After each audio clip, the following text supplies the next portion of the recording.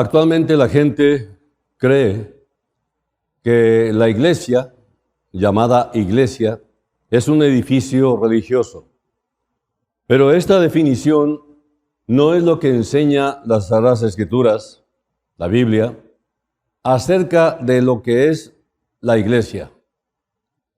La palabra iglesia viene de la palabra griega eklesia, que significa una asamblea.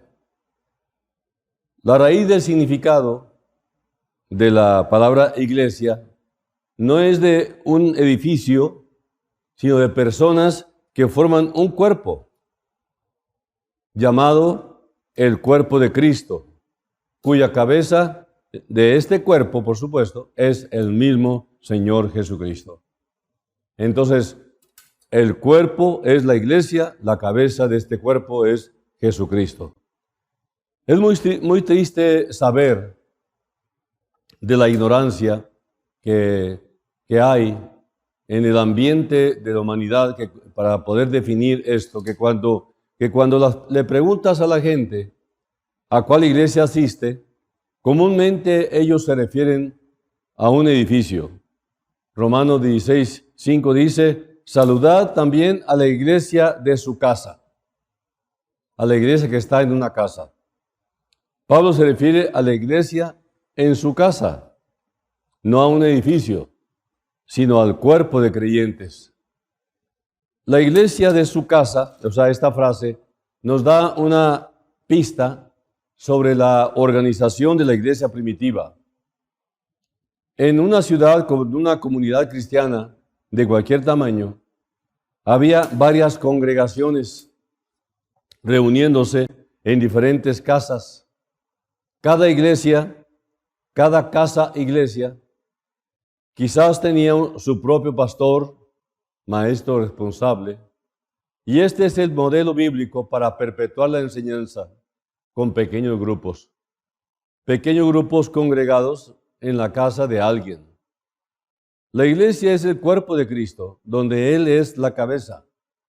Efesios 1, 22 y 23 dice, y sometió todas las cosas bajo sus pies, y lo dio por cabeza sobre todas las cosas a la iglesia, la cual es su cuerpo, la plenitud de aquel que todo lo llena en todo. El cuerpo de Cristo está formado por todos los creyentes en Jesucristo desde el día de Pentecostés, Hechos 2, hasta la segunda venida de Cristo.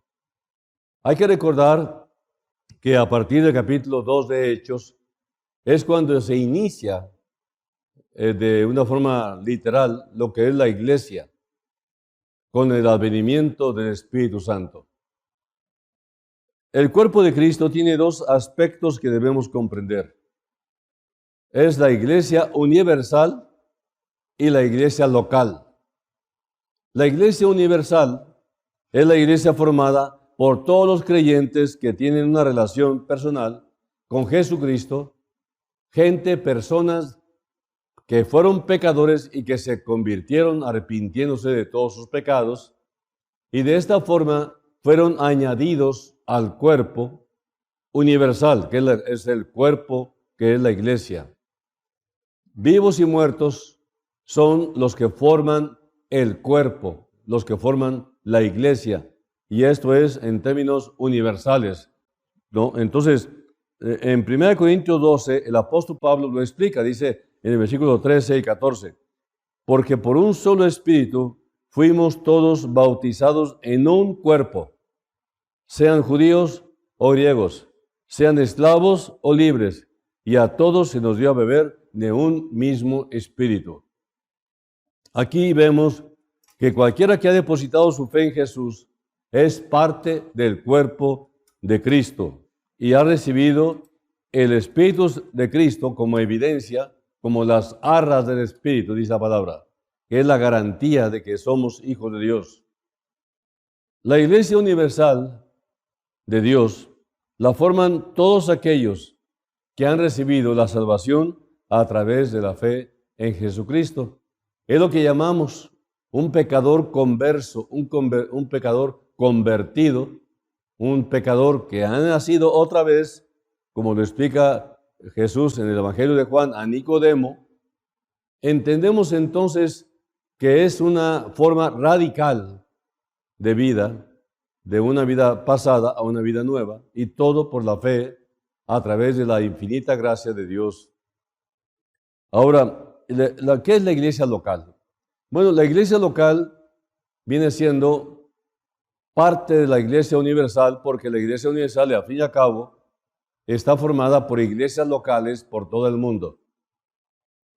Y la iglesia local, como lo dice Gálatas 1 y 2, dice Pablo, apóstol, y luego dice más adelante, y todos los hermanos que están conmigo a las iglesias de Galacia. Aquí vemos que en la provincia de Galacia había muchas iglesias, lo que llamamos una iglesia local, una iglesia bautista, luterana, metodista, presbiteriana, etcétera. No es la iglesia, incluso la iglesia católica. No es la iglesia como en la iglesia universal, sino más bien es una iglesia local, un cuerpo local de creyentes verdaderos que son evangélicos, bíblicos y no paganos o idólatras. La iglesia universal la forman los que han confiado en Cristo para su salvación. Repito, los que han aceptado a Jesucristo como su Salvador personal fueron adoptados a la familia de Dios por la fe en Jesucristo, el Hijo de Dios. Entonces, estos miembros de la Iglesia Universal deben entonces buscar compañerismo y edificación en una iglesia local. Ahí se congregan. Bien dice el escritor de Hebreos, no dejando de congregarse como algunos tienen por costumbre.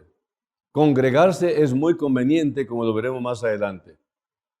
En resumen, la iglesia no es un edificio o denominación. De acuerdo a la Biblia, la iglesia es el cuerpo de Cristo. Todos aquellos que han depositado su fe en Jesucristo para salvación, ellos son el cuerpo de Cristo. Los que han nacido de nuevo, como dice Juan 3:3, como lo dice Juan 3:16, 1 Corintios 12:13. Ahora, hay miembros de la Iglesia Universal en las iglesias locales.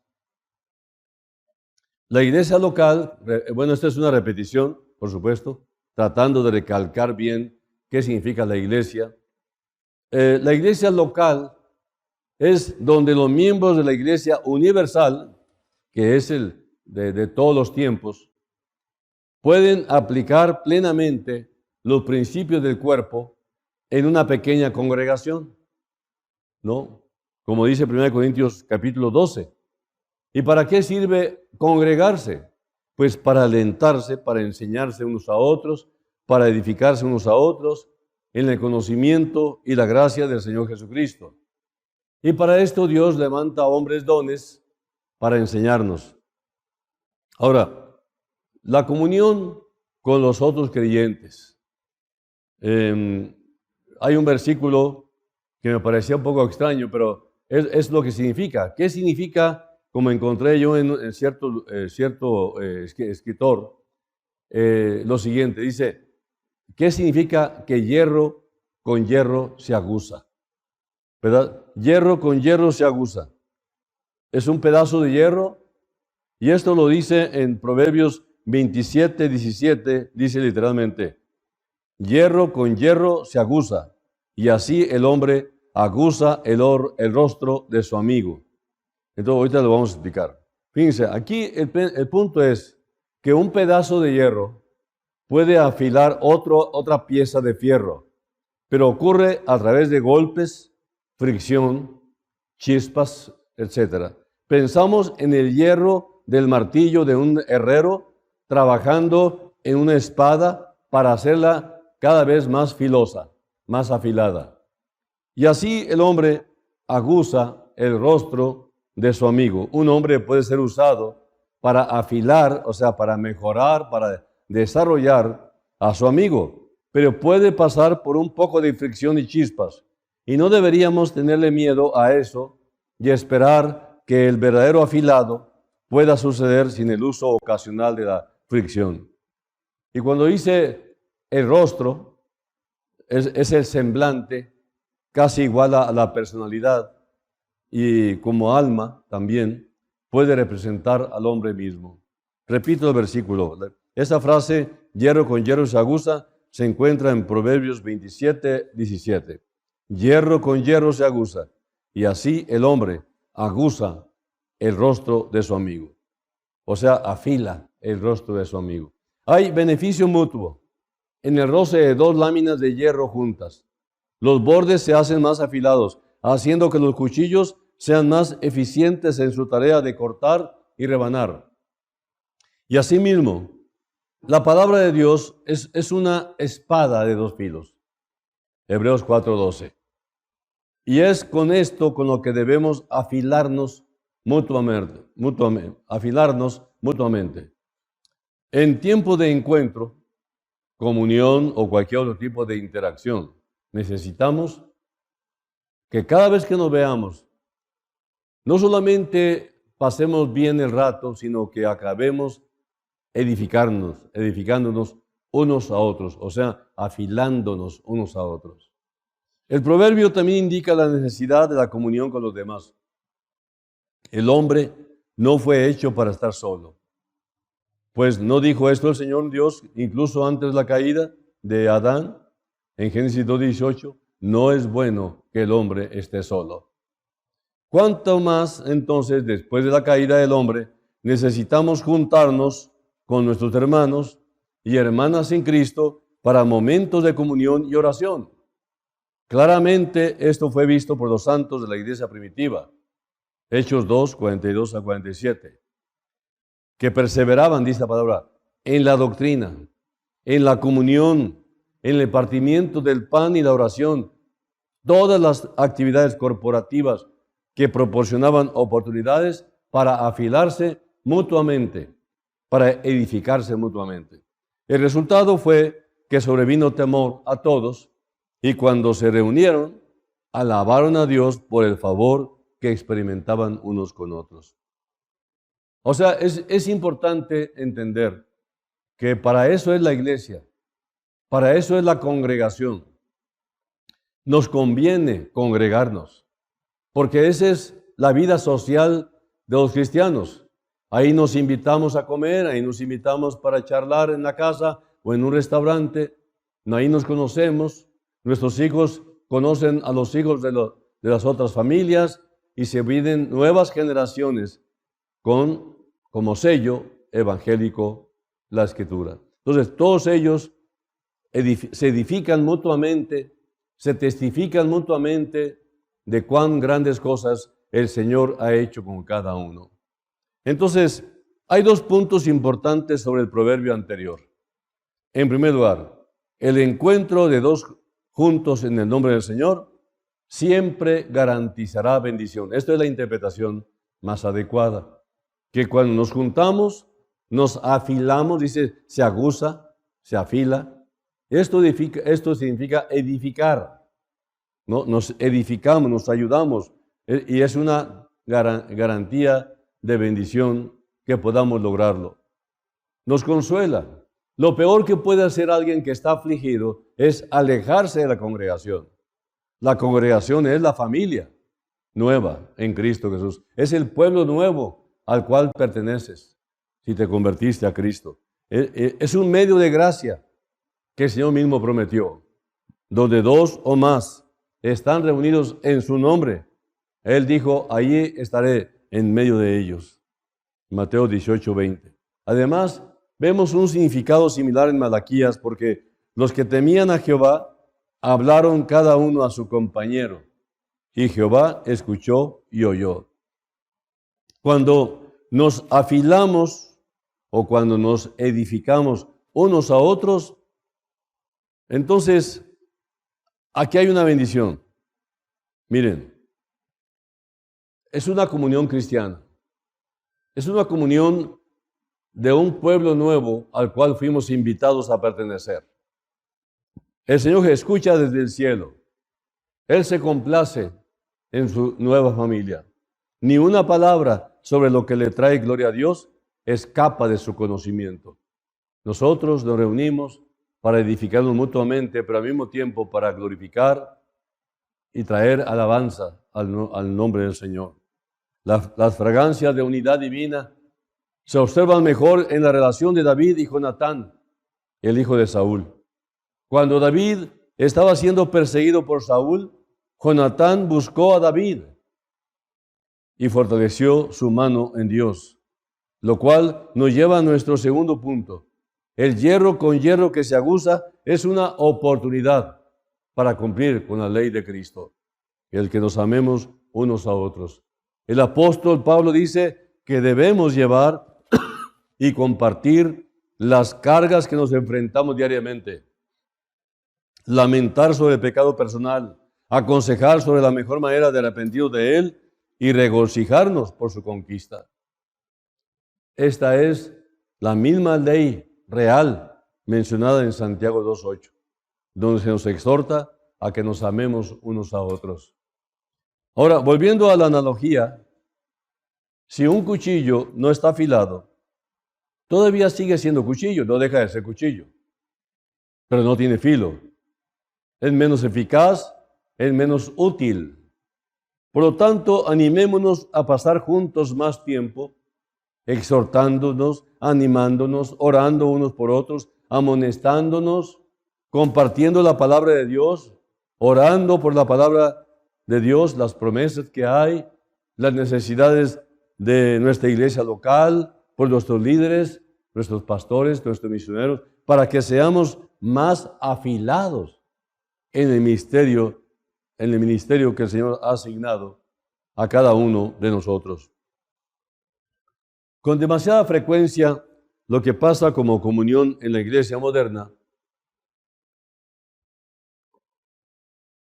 se centra en la comida y la diversión, no en edificarnos, no en afilarnos, usando el término, no en aguzarnos unos a otros con la palabra de Dios. Por último, un cuchillo que ha sido afilado también brillará más, porque toda toda la fuerza ha sido frotada en su superficie.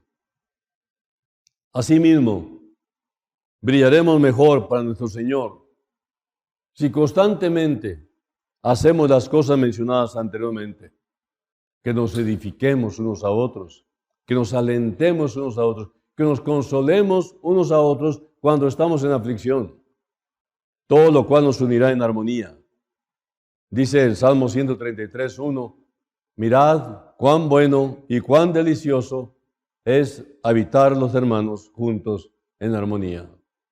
Por lo tanto, como dice el autor a los Hebreos, considerémonos unos a otros para estimularnos al amor y a las buenas obras, no dejando de congregarnos como algunos tienen por costumbre, sino exhortándonos, y tanto más cuanto veis que aquel día se acerca. Hebreos 10, 24 y 25. Ahora, para terminar, ¿hay un beneficio para congregarnos? Claro que lo hay. ¿Cuál es el valor de tener a la iglesia como una familia? ¿Qué importancia existe en convertirnos como una familia para otros creyentes? Estas notas maravillosas que me encontré realmente son extraordinarias enseñanzas. En Hechos 2:42 podría considerarse como una declaración básica de la actividad de la iglesia por excelencia. Dice la palabra, y perseveraban, o sea, se mantenían perseverando, unidos en la iglesia, en la doctrina de los apóstoles. O sea, cuando el pastor o el maestro que está enseñando es precisamente cumplir con esta ordenanza, es sentarnos a estudiar la palabra juntos. Es una orden divina. Para eso nos congregamos, para aprender cómo vamos a encontrar la voluntad de Dios práctica para nuestra vida. Entonces, dice, y perseveraban en la doctrina de los apóstoles, en la comunión unos con otros, en el partimiento del pan y las oraciones. Todos se comparten. La Biblia considera muy importante la unidad en la familia de la iglesia por las siguientes razones. Primero, porque estudiamos juntos la palabra de Dios. Una iglesia, como una familia, proporciona una enseñanza bíblica coherente. A menudo esto sucede a través de grupos pequeños, estudios bíblicos en el discipulado, enseñanza del pastor, lecciones de la escuela dominical, como llamamos en las iglesias, y así sucesivamente. La iglesia como familia está llamada a que juntamente crezca espiritualmente, estimulándose los unos a los otros. Según Timoteo 3:16 dice, toda la escritura es inspirada por Dios, útil para enseñar, para redarguir, para corregir, para instruir en justicia. Ahora, otro beneficio o propósito es que juntos honramos a Dios a través de la adoración. Hay un factor de unidad cuando los creyentes adoran juntos a Dios, ya sea a través de la música, la predicación o el servicio. El Salmo 34:3 enfatiza sobre nuestro llamado a una adoración conjunta. Dice, engrandeced a Jehová conmigo y exaltemos al mismo tiempo su nombre. Otra cosa, ahí encontramos rendición de cuentas. Ahí es donde nos confesamos unos a otros la necesidad que hay de una comprensión y también de una solución a nuestros problemas cuando abrimos nuestro corazón al mayor en la fe que nos puede ayudar. La iglesia ofrece un marco práctico para la rendición de cuentas. Tan pronto como las relaciones crecen y se forman nuevas amistades, siempre hay alguien que lo anima, lo reprende cuando sea necesario y se regocija contigo. En Proverbios 27:17 dice, hierro con hierro se aguza. Lo repito. Y así el hombre aguza el rostro de su amigo. La rendición de cuentas es de vital importancia en nuestra lucha para vencer el pecado. Y la familia de la iglesia es un buen lugar para encontrar a alguien con quien orar, hablar y en quien confiar. Busqué en otras traducciones de la Biblia el mismo versículo de Proverbios 27:17 y en la del lenguaje actual dice, para afilar el hierro, la lima, para hacer mejor persona, el amigo. Repito, para afilar el hierro, la lima, para hacer mejor persona, el amigo. Y luego en la nueva versión internacional dice, el hierro se afila con el hierro y el hombre en el trato con el hombre. Entonces, encontrar apoyo en las pruebas es otro beneficio. Cuando alguien está afligido, de luto, triste, angustiado por una enfermedad o el temor a lo que va a pasar, cuando vienen las pruebas, una red de apoyo es fundamental. Cuando ustedes estén en necesidad, desearán que sus hermanos y hermanas en Cristo los sostengan en oración y los ayuden con necesidades prácticas, tales como la comida, el aseo y el cuidado de los niños. En Gálatas 6:2 nos anima a que sobrellevemos, dice, los unos las cargas de los otros y cumplir así la ley de Cristo. Otra cosa es que logramos oportunidades para servir. No solamente recibimos apoyo en la iglesia, sino que además lo damos. Nuestro llamado en la iglesia es aportar y no solamente recibir. Cuando estamos en estrecha comunión con otros creyentes, sabemos cuándo necesitan apoyo y cuándo necesitan oración. Podemos intervenir y ayudar en forma práctica. En Efesios 6:7 dice, sirviendo de buena voluntad, como al Señor y no a los hombres. Qué triste es que cuando un creyente cae en una grave enfermedad, no pide apoyo en oración. Algunos han dicho, ¿para qué les digo lo que tengo si ni siquiera van a orar. Qué triste concepto o qué triste reputación tiene la iglesia de sus hermanos. Ahora, dice el Señor que podemos intervenir en forma práctica. Dice en Efesios 6:7 que podemos servir. Dice, sirviendo de buena voluntad, como servir al Señor y no a los hombres. Aquí hay otra bendición. Logramos grandes oportunidades para poder servir. Y yo estoy hablando de servicio individual. Cada cristiano, cada creyente, cada persona convertida es un sacerdote, es un siervo de Dios. Por lo tanto, cada individuo que forma la iglesia local es un responsable de la generación en la que le tocó nacer para llevarlos a Cristo. Individualmente es nuestra responsabilidad, no solamente del que está enfrente, del líder, del pastor. No, es de toda la congregación individualmente. Entonces, no solamente recibimos apoyo en la iglesia, sino que también lo damos servicios, estamos dispuestos, ¿no? Nuestro llamado en la iglesia es aportar. Repito, estoy insistiendo mucho en este punto. Aportar, dar, no solamente recibir. Cuando estamos en estrecha comunión o compañerismo con otros creyentes, sabemos cuándo es cuando necesitan nuestro apoyo, sabemos cuándo es cuando necesitan el consuelo y la oración persistente de cada uno de nosotros, sirviendo de buena voluntad. Es lo que tenemos que hacer. Ahora, otro punto.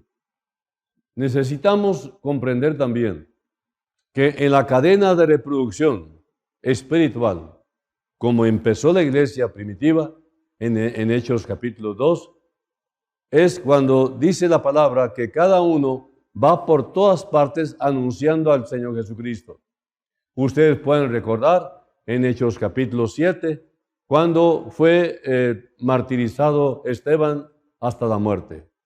Y entonces dice la palabra que muchos fueron, vamos a decir, se extendieron por todas partes, iban por todas partes, pero ¿qué iban haciendo por todas partes aquellos creyentes? Iban anunciando el Evangelio, ¿no? Iban por todas partes anunciando el Evangelio. O sea, no estaban dependiendo de un solo hombre, estaban dependiendo del Señor Jesucristo, que aquel hombre les enseñó.